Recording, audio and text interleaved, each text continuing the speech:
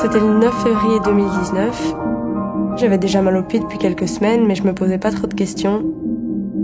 J'ai décidé d'aller à une soirée avec une copine et elle s'est cassée la jambe ce soir-là, donc je l'ai accompagnée à l'hôpital. Et j'ai décidé de demander une radio de mon pied pour savoir ce qui se passait. C'est vraiment ce soir-là que tout a basculé. Le radiologue est venu près de moi et il m'a dit « Vous avez un trou dans votre os. Je sais pas quoi faire. » Et il me dit « C'est grave, mademoiselle. J'hésite à vous envoyer chez l'orthopédiste ou chez l'oncologue. » Et là, ça a vraiment été le choc pour moi. La semaine suivante, tout s'est accéléré d'un coup. J'ai eu un scanner, j'ai refait une radio, j'ai fait une IRM, j'ai fait une scintigraphie. C'était vraiment un marathon d'imagerie médicale. Et puis, c'était un vendredi, il devait être 13h.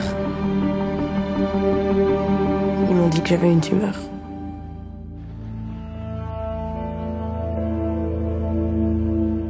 Ma maman était vraiment pas bien à cause de ça, elle pleurait, ça allait pas du tout. Moi, je me voyais déjà avec des métastases partout, j'avais peur. Heureusement, c'était pas le cas.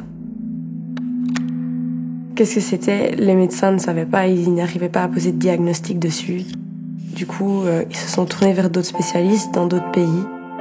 Et donc, ils m'ont dit qu'ils allaient envoyer mes lames à Paris, parce qu'il y avait un panel d'experts qui se tenait à ce moment-là. Ça prendrait quelques semaines, pas plus. Mais ça prend du temps, parce qu'en fait, ils doivent les envoyer par la poste, donc ils doivent les emballer, les poster, puis eux les réceptionnent, ils les analysent. Sauf qu'il n'y avait toujours pas de résultat. Ils ont décidé de les envoyer en Allemagne, donc c'était la même chose. Ils les remettent dans une enveloppe, ils les envoient.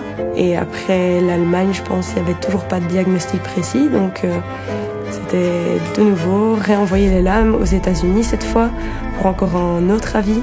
C'était toujours repousser l'échéance de quelques semaines.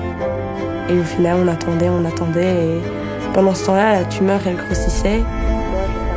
Moi, j'étais un peu angoissée, je savais pas trop ce qui allait m'arriver. Est-ce qu'ils allaient devoir me mettre une prothèse totale de l'os du talon ou est-ce qu'un curetage, ce serait suffisant? Il n'y avait toujours aucune décision qui était prise et il fallait commencer à réfléchir à ce qu'on allait faire. Heureusement, ils ont fini par avoir encore un avis qui leur disait qu'un curetage serait probablement suffisant et qu'il fallait pas me mettre une prothèse. Donc, c'est ce que mon chirurgien a fait en fait. Il m'a opéré, il a fait un curetage de la tumeur, il m'a fait une cimentoplastie. Et je pense que, à quelques semaines près, ma vie aurait pu être complètement différente. Maintenant, je termine ma 4e année de médecine.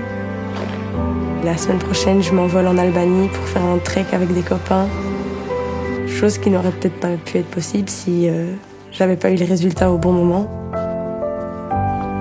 Si on avait pu envoyer mes lames par internet comme un simple email, ça nous aurait épargné beaucoup d'attentes, de doutes et d'angoisse.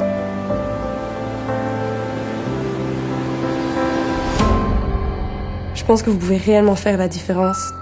En finançant la digitalisation des lames, vous pouvez sauver des vies et ça, j'en suis convaincue.